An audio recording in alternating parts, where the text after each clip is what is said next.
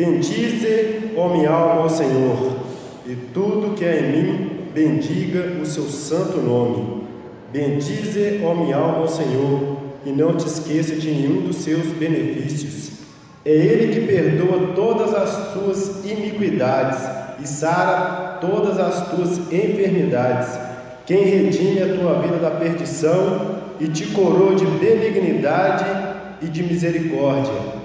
Quem enche a tua boca de bens, de sorte que a tua mocidade se renova como a águia. Senhor, meu Deus e meu Pai, em nome do Senhor Jesus Cristo, nesta manhã de quarta-feira, te peço que o Senhor fale conosco através, ó Pai, da pregação. Usa-me, Senhor Deus. A obra, Pai, não é minha, a palavra não é minha. Então, Senhor Deus, usa-me, Senhor Deus, para fazer o que o Senhor quer, para falar o que o Senhor quer, ó Pai, para nós, Senhor Deus. É que eu te peço nesta manhã, que o Espírito Santo, ó Pai, nos encha, ó Pai, nos capacite, Senhor Pai, e que ao final, ó Pai, da palavra, ó Pai, a gente esteja apto, ó Pai, para fazer, ó Pai, tudo aquilo, ó Pai, que a tua palavra pede, Senhor Deus. É que eu te peço, ó Pai, nesta manhã, em nome de Jesus. Amém. Podeis assentar.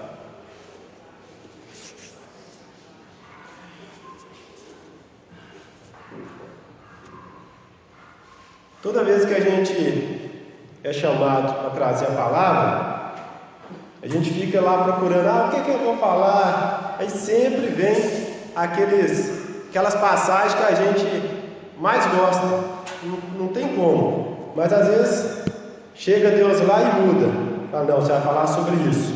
Então eu estava pensando em falar uma coisa, Deus foi lá e trouxe o Salmo 103. E o Salmo 103 aqui é um salmo de Davi. A gente vê aqui que Davi parece que ele está passando um momento de aflição com a alma dele. O que ele está falando aqui? Ele está falando para a alma dele: bendize, ó minha alma, ao Senhor, e tudo que é em mim, bendiga o seu santo nome. É como se a alma dele estivesse reclamando, murmurando, levando ele para baixo, e ele está convocando a mente dele está convocando a alma para ficar alinhada com o Espírito Santo. Ele está tentando lembrar a alma dele. E quantas vezes assim também nós estamos? A gente está pensando em desistir, está pensando em largar tudo, a gente está desanimado, cansado, ainda mais quando a gente levanta. Quantas vezes a gente levanta e pensa assim, oh Deus, não, mais um dia. Em vez da gente agradecer e falar assim, oh Deus, mais um dia que a gente tem, não, a gente, oh meu Deus, não, mais um dia de trabalho. E assim Davi também estava. Ele começou aqui o salmo dizendo isso: bendize, ó minha alma, ao Senhor. Bendize. O que é bendizer? Bendizer é louvar, exaltar, enaltecer, elevar, colocar numa posição de altura. Mas quem que ele está colocando na posição de altura? Deus. Ele está falando, bendize, ó minha alma, ao Senhor. Ou seja, ó alma, coloque Deus em destaque na sua vida, porque aí tudo vai mudar. Ó minha alma, bendiga o Senhor, enalteça o Senhor, exalte o Senhor, eleve o Senhor à altura. Em vez de ó alma, você ficar aí abatida, reclamando, murmurando, não, exalte ao Senhor. Bendize, ó minha alma. Aqui está querendo dizer, minha alma, não é passar a minha responsabilidade para o pastor fazer, para a minha família fazer por mim, mas não, minha alma, ou seja, eu é o que tenho que fazer essa função aí de elevar o nome de Deus. Eu que tenho que fazer por mim. Aí cada um vai fazer por si, não é esperar para o outro. Minha alma. E outro, alma. Por que alma? Porque é o nosso coração. A maioria das coisas que a gente tem de problema é coisa do nosso coração, não é tanto problema externo não. Porque às vezes parece que está tudo bom, qualquer um que olhar fala assim, você não tem motivo nem para ficar reclamando. Mas quando a gente vai ver, lá dentro do nosso coração a gente está chateado com uma coisinha pequena. É assim que é o nosso coração, por isso que a palavra fala que nosso coração é enganoso, que qualquer coisinha deixa a gente chateado. Mas aí o salmista Davi aqui vem e fala isso: minha alma, foque no Senhor, tenha direção no Senhor. E qual que é o nosso alvo? Ao Senhor, que é o bendiga minha alma ao Senhor. O meu foco tem que ser Deus, porque quando eu coloco meu alvo em Deus, todas as coisas vão ser acrescentadas, como diz lá em Mateus 6:33. Então meu alvo é Cristo, meu foco é Deus, é o meu Salvador, o meu Senhor. É assim que a gente tem que ser. Então, bendiga, ó minha alma, ao Senhor, e tudo que há em mim, bendiga o seu santo nome. Ou seja, adoração a Deus. Está pedindo para minha alma, adore a Deus. Se tem uma coisa que Deus pede para a gente, isso aí eu achei interessante. Se tem a única coisa que Deus pede para a gente e que Ele não nos dá antes, é a adoração. Tudo que Deus pede para a gente, Ele dá para a gente antes. Quer ver? Quando Ele pede para a gente o dízimo, Ele dá para a gente antes, Ele dá para a gente condições de ir lá conseguir o dinheiro e devolver o dízimo. Ou seja, Ele deu primeiro o dinheiro para depois pedir o dinheiro. Deus pede para a gente também amor. Ele deu primeiro o amor. Lá fala assim: Deus nos amou primeiro. Ele nos pede amor, Ele deu amor primeiro. Deus também pede para a gente honra, e Deus nos honrou também primeiro. Só que a adoração não, é a única coisa que Deus pede a gente, e não tem como Ele dar adoração para a gente. É a única coisa que Ele pede, a adoração. Porque se Ele pede dinheiro, Ele já deu antes. Se Ele pede amor, Ele já deu antes. Se Ele pede até a nossa vida, que Ele fala aquele que perder a sua vida por amor de mim, ou seja, até a nossa vida que Ele pede antes, Ele deu para a gente antes. É a única coisa que Ele pede, que Ele não nos deu primeiro, é isso, é a honra. E aí nesse salmo, o que a gente vê aí? A questão do esquecimento, que é isso que está na sequência dessas frases. E não te esqueça de nenhum dos teus benefícios. Bendiz a minha alma o Senhor, e não esqueça de nenhum dos seus benefícios. Nós temos uma facilidade de esquecer as coisas boas que Deus faz para a gente. Para a coisa ruim a gente lembra a data, hora. No dia tal, eu lembro direitinho. Você quer ver quem que é mais velho aí, ó? Não, eu lembro certinho ali no dia que o Ayrton Senna morreu, eu estava fazendo isso, aquilo outro. Eu lembro certinho no dia que a Marília Mendonça agora morreu, as pessoas lembram. Não, eu lembro no dia que ela morreu, eu estava em tal lugar. Ou seja, coisa ruim a gente sempre grava a data. Mas aqui o salmista está falando aqui, para a gente não esquecer dos benefícios de quê? De Deus. Não esqueça de nenhum dos seus benefícios. E na sequência, ele traz praticamente 6 benefícios que Deus faz por nós. Está tudo na sequência aqui do Salmo. Primeiro, é Ele que perdoa as nossas iniquidades. É Ele que sara todas as nossas enfermidades. É Ele que redime a tua vida da perdição. É Ele que te coroa de benignidade e de misericórdia. É Ele que enche a tua boca de bens. E é Ele que renova a tua mocidade, como a águia. 6 benefícios. A gente vai tentar falar sobre cada um deles. Então, o primeiro, é Ele que perdoa todas as suas iniquidades. Ou seja, o primeiro benefício que a gente tem que lembrar que Deus faz por nós é o perdão.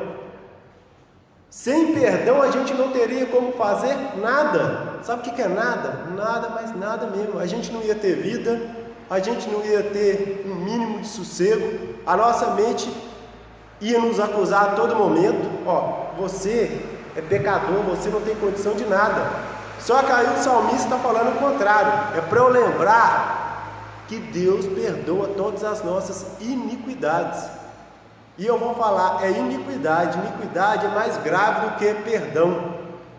Porque o perdão é um fato só, que a gente vai lá, comete e que é errado. Iniquidade não, é o pecado, em cima do pecado de novo, ou seja, é algo que a gente não se corrige.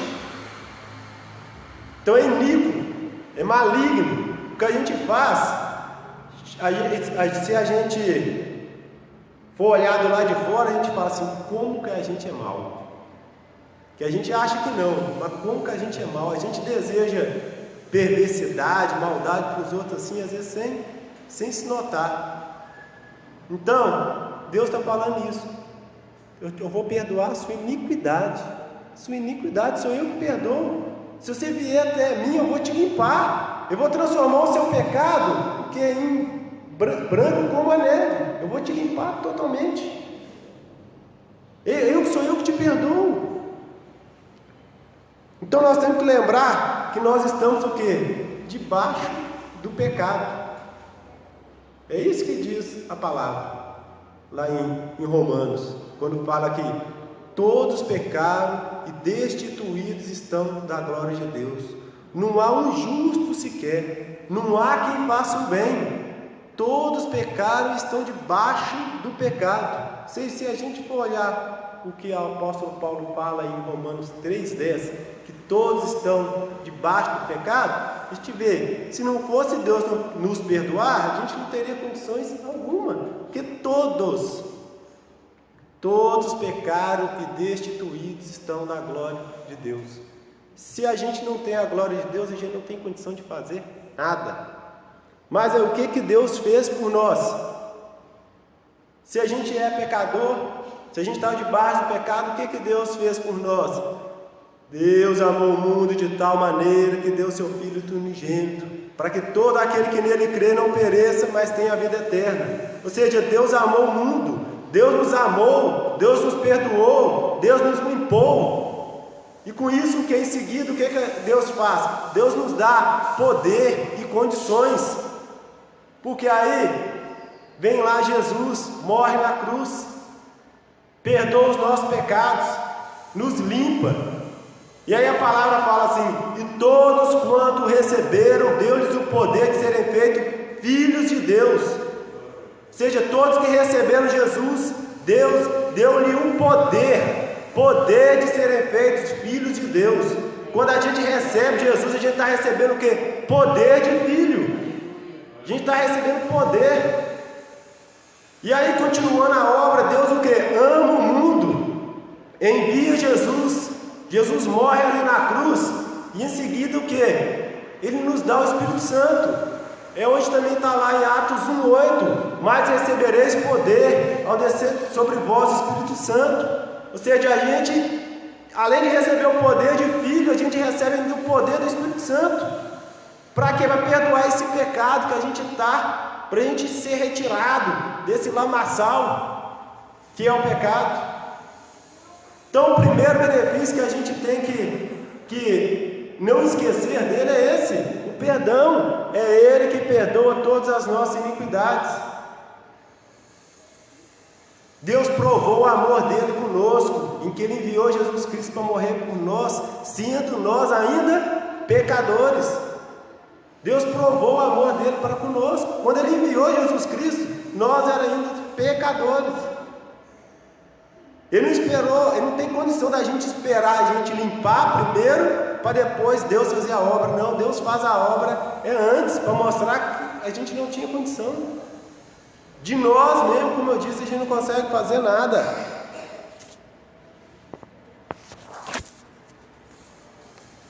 O segundo benefício, Ele sara todas as tuas enfermidades. Salmo 103, lá no versículo 3, na parte final, fala: Ele sara todas as tuas enfermidades. Segundo benefício, Deus traz para a gente cura. E é isso que fala lá em Isaías também 53. Verdadeiramente Ele tomou sobre si as nossas dores e enfermidades. Ou seja, Jesus veio, morreu na cruz para levar o que? Todas as nossas dores e enfermidades. Tudo aquilo que a morte vai levar, que nos conduz para a morte, chega Jesus e muda o quadro. Ele levou ali na cruz todos os nossos sofrimentos. Pelas suas pisaduras nós fomos sarados, ou seja, pelas suas feridas nós fomos sarados. Sarados o que? Do pecado, porque o salário do pecado é a morte. No anterior a gente não falou do pecado, que é a questão do perdão. O salário do pecado é a morte. Aí chega Jesus, morre ali na cruz e nos sara, nos cura. É isso que fala a nossa terceira doutrina ali, ó. Jesus cura. Jesus cura. Deus cura. Deus é o cirurgião dos cirurgiões. Ele é o médico dos médicos. Ele é a própria cura. Para esse mundo aí de enfermidade, de coronavírus, ou seja, Jesus é a cura. Deus é que cura. Eu fico imaginando hoje, se alguém chegar lá e falar assim, Jesus é que cura, não é vacina, não é isso, alguém vai colocar, é fake news, está falando contra a vacina, não, mas Deus é que cura. Deus é quem cura. Jesus curou muitas pessoas. Aí eu fiz uma lista aqui de tipo de doença e tipo de pessoa aqui, ó. Jesus curou mudo, cego, surdo, aleijado, leproso, jovem, criança, mulher, homem, todo mundo. Todo mundo, Jesus curou todo mundo para mostrar que Ele tem poder para curar. Então, o segundo benefício é de cura. Ele sara todas as nossas feridas, todas as nossas enfermidades. E lá em Hebreus 13:8 fala: Jesus é o mesmo ontem, hoje e eternamente. Então, se Ele curou lá no passado, Ele também cura hoje. E aí, na hora que eu estava colocando esse versículo aqui, eu lembrei assim, na hora que eu estiver falando isso, muita pessoa vai falar assim: mas por que eu não vejo cura hoje? Sabe por que a gente não vê cura hoje? Por conta da nossa iniquidade ainda, que permanece, por conta da nossa incredulidade. Mas se a gente for procurar a vida de muitas pessoas aí, a gente vê que Deus cura sim. Tem exemplo dentro da igreja aqui de gente que foi curada. Deus cura sim. Deus cura hoje. Jesus Cristo é o mesmo ontem, hoje e será eternamente. Se não acontece hoje é por conta da nossa incredulidade. Mas Ele cura. Deus curou muitas pessoas.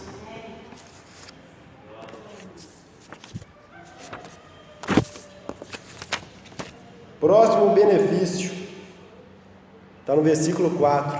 Quem redime a tua vida da perdição? Está falando que Deus também redime a tua vida da perdição. Redimir. Redimir significa resgatar, salvar, tirar lá do lamaçal. Redimir significa comprar de novo. Comprar de novo. Por quê? É algo que já era de Deus e nós fomos criados para Deus, por Deus. E aí a gente se perde, a humanidade se perde. Aí Deus vai lá e nos compra de novo. Compra com quem? Com o sangue de Cristo. Ele nos compra, Ele nos redime, Ele nos resgata. Então, é Deus quem redime a tua vida da perdição. Redimir, resgatar. Aleluia. E aí, para a gente lembrar de histórias de redenção na Bíblia, a gente vai lembrar lá da história que as mulheres gostam muito aí, de Ruth. O que tem lá a história de Ruth? Ela ia levar uma vida final, ao final da vida dela, de muita dificuldade. Ela não teria posses. Naquela época, uma mulher viúva, tanto é que lá Paulo fala que a religião pura é o quê? Era cuidar dos órfãos e as viúvas. Ou seja, porque se hoje ainda a gente tem ainda a previdência social, a aposentadoria, alguns filhos que ajudam, naquela época era difícil demais. E aí Noemi perde os filhos. E Ruth também o quê? Vai perder o marido.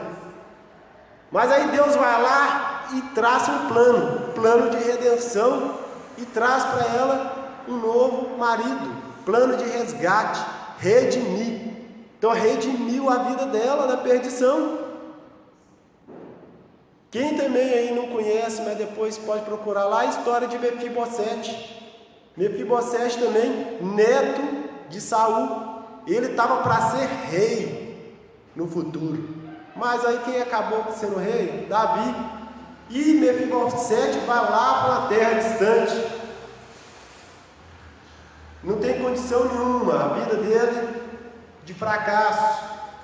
Mas aí também Deus traça para ele um plano, um redentor. Davi foi o redentor dele. Davi vai lá e resgata Mefibosete, mesmo sendo que neto de Saul.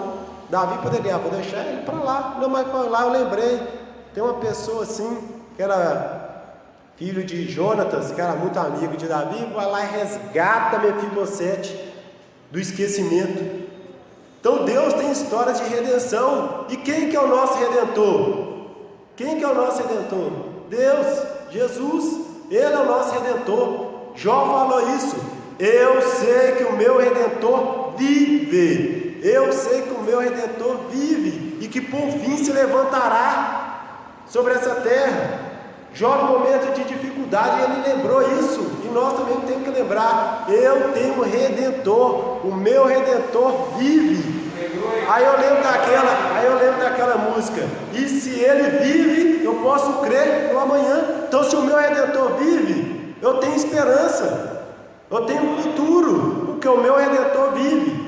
Eu não vou colocar as minhas expectativas nas coisas do mundo, eu vou colocar em Deus, porque o meu redentor vive. Então o terceiro benefício aí é isso: redenção. Então a gente já falou, é Ele que perdoa, Ele que sara, Ele que redime a nossa vida perdição. E agora é o seguinte: Ele que te coroa de benignidade e de misericórdia. Deus nos dá o que? Bondade e misericórdia. Se Deus não fizesse isso por nós, como eu já disse, a gente não teria condições nenhuma. Mas Deus o que? Deus é bom. Ele nos dá coisas que a gente não merece. Se a gente se a gente colocar a nossa mão na consciência e olhar se a gente merece alguma coisa, a gente não merece nada, mas Deus é bom e nos dá.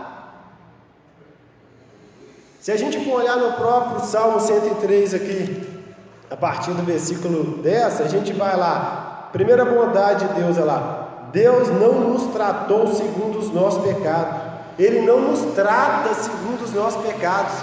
Se a gente for olhar Deus nos tratando segundo os nossos pecados, a gente vai ver que Deus tinha que passar o cajado, Deus teria que nos matar. Porque está lá, você pecou, está aqui o seu castigo. Você fez isso, está aqui os seus castigos. Mas Deus nem sempre dá o castigo segundo o nosso pecado. Não nos dá. Às vezes Deus até fala assim: ó, eu vou deixar isso aqui de lado, porque se eu fizer isso eu vou matar todo mundo. Eu vou matar. Por isso que Ele vai e manda Jesus, o quê? Para Jesus sofrer no nosso lugar o castigo que a gente ia sofrer. Então Deus não nos trata segundo os nossos pecados, nem nos retribui segundo as nossas iniquidades. Se Deus fizesse exatamente de acordo com os nossos pecados, com as nossas iniquidades, com certeza a gente está morto. Porque, como eu disse, não há nenhum sequer, não há quem faça o bem e não peque. Então Deus é bom, Deus é bom. O versículo 11 fala assim: pois quanto o céu está elevado acima da terra, assim grande é a tua misericórdia para conosco. O salmista faz a comparação. Imagina a distância aqui da terra até lá no céu. Está vendo? É um espaço enorme. Essa daqui é a minha misericórdia. Está vendo? Essa daqui é a minha misericórdia para você. Do mesmo jeito que distante está a terra do céu, assim a minha misericórdia sobre a sua vida. Deus está dizendo, eu sou bom, olha o tamanho da minha misericórdia para vocês, olha o tamanho da minha misericórdia. Sabe como que eu faço para afastar o castigo de vocês? Do mesmo jeito que eu afasto o Oriente do Ocidente. Assim como distante é o Oriente do Ocidente, assim é eu afastando de vocês o castigo que deveria vir sobre o seu pecado. Como que é bonito esse versículo. Olha lá. Quanto está longe o Oriente do Ocidente, assim afasta de nós as nossas transgressões. Como um pai se compadece do seu filho, assim é Deus compadecendo de nós. Ou seja, Deus é compassivo, Deus é misericordioso, Deus é bondoso, Deus é benigno. Ele não nos trata segundo os nossos pecados, que se Ele fizesse isso não estaria ninguém vivo. Mas Deus é bom. Deus é bom.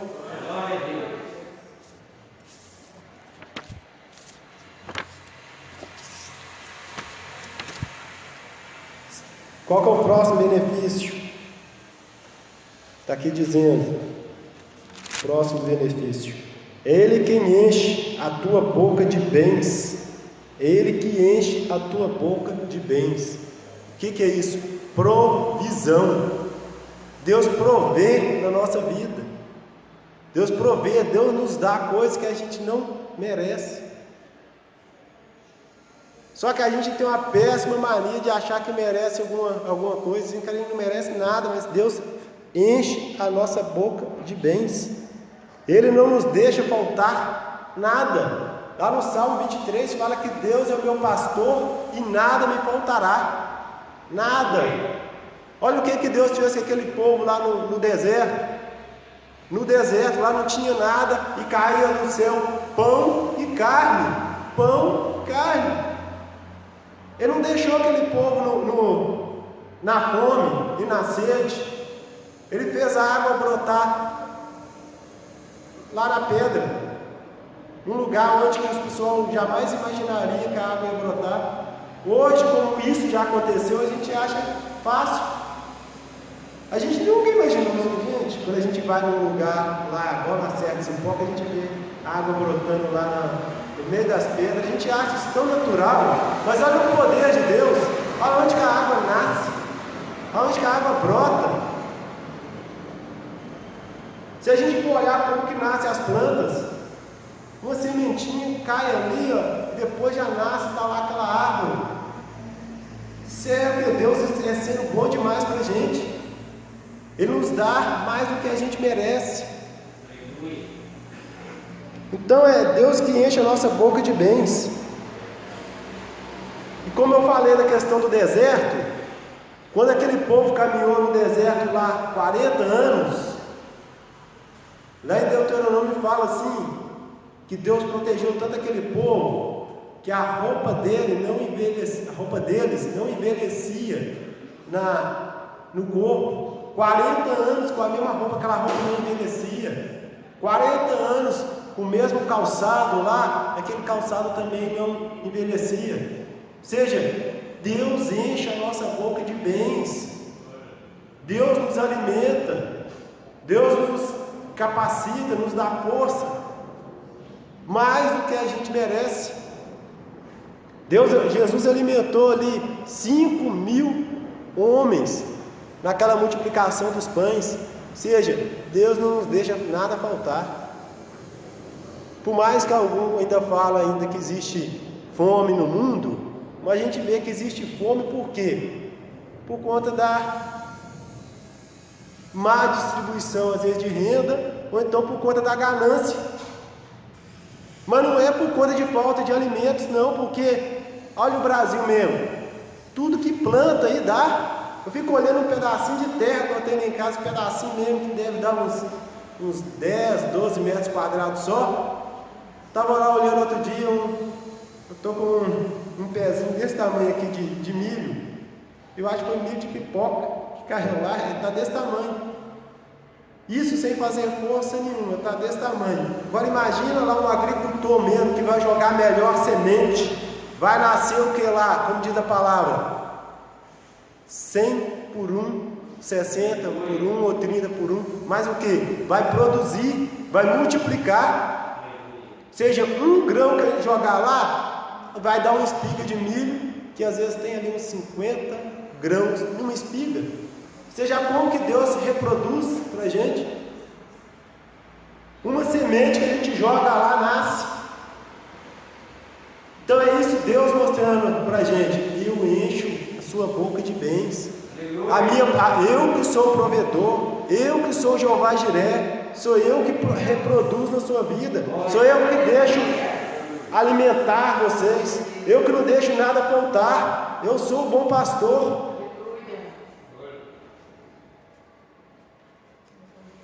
Eu coloquei aqui também, olha como que Deus nos abençoa, olha lá o nosso guarda-roupa, se a gente não tem mais roupa do que às vezes a gente precisa. Só que a gente às vezes está querendo ser ganancioso, está querendo ter aquela melhor marca, mas não, olha hoje então, e olha aquele povo lá na parte que a gente vê do Velho Testamento, se a gente não tem mais condições do que ele. Vê se aquele povo ali tinha banheiro para tomar banho. Qualquer um aqui pode chegar lá na casa agora, abrir o chuveiro e tomar banho. Como que aquele povo tomava banho? Vê se Deus não está dando a gente muito mais coisa do que a gente merece. Roupa. Abre lá a despensa. Ah, mas você não sabe como é que está lá em casa. Ah, com certeza tem alguma coisa para comer. E lá naquele povo lá, igual a viúva de Sarepta lá, ó, que abria assim, ela abria. Ah, não tem nada. Agora não, pode olhar lá, deve ter um pouquinho de arroz, ou de feijão, ou de macarrão, óleo, tempero, ou seja, dá para fazer uma comida e comer. E naquele povo lá, eles comiam às vezes um pedacinho mesmo de pão, água, e aquilo ali era tudo por dia, tudo. Às vezes é bem retratado nessas novelas que a gente vê, é aquilo ali comia um pouquinho. Aquilo ali que mostra lá do Egito, do faraó, aquilo ali era a parte, era algum povo que tinha ali aquela fartura, mas o resto não tinha não. Ou seja, Deus enche a nossa boca de bens. E o último benefício que está aqui, Ele te coroa, de sorte que a tua mocidade se renova como a águia. Ou seja, renovo. A gente viu aí que Deus nos renova como a águia. Como que é a história da águia? A história da águia é o seguinte, diz que quando ela está ali com uns 40 anos de idade mais ou menos, a águia, ela está um pouco cansada, porque as penas dela já estão envelhecidas, bico envelhecido. Ela vai e se recolhe num local bem alto. E a primeira coisa que ela faz, ela vai bater no bico dela ali na pedra até o bico quebrar. Depois ela vai esperar o bico dela nascer. Depois que o bico nasce, ela pega aquele bico novo e vai arrancando as penas velhas. Depois espera as penas nascer também de novo. Aí agora ela está renovada. Ela está com um bico novo e penas novas. E aí, o salmista também faz essa mesma comparação. De sorte que a tua mocidade se renova como a águia. Isso aí é Deus renovando, ou seja, mostrando que agora, nesse momento que a gente acha que a gente está mais cansado, que a gente já está alcançando aí a meia-idade, a terceira idade, que a gente está cansado, Deus está falando, eu vou te renovar como a águia. Vou fazer com você igual está ali em Isaías 40:31. Os que esperam no Senhor renovarão as suas forças, subirão com asas como de águia, correrão e não se cansarão, caminharão e não se fatigarão. É Deus falando para você, eu vou te renovar. É Deus falando para a gente assim, eu vou fazer com vocês, assim como eu disse ali em Joel, em que quando for derramado o Espírito Santo sobre a terra, os idosos sonharão, as pessoas mais velhas sonharão. Você está mostrando que mesmo que a gente estiver ali alcançando a velhice, Deus está nos renovando. Deus tem sonhos para realizar na nossa vida. Então Deus está renovando as nossas forças como da águia. E aí depois que a águia passa por esse processo, fala que ela pode viver às vezes ainda mais uns 30 anos.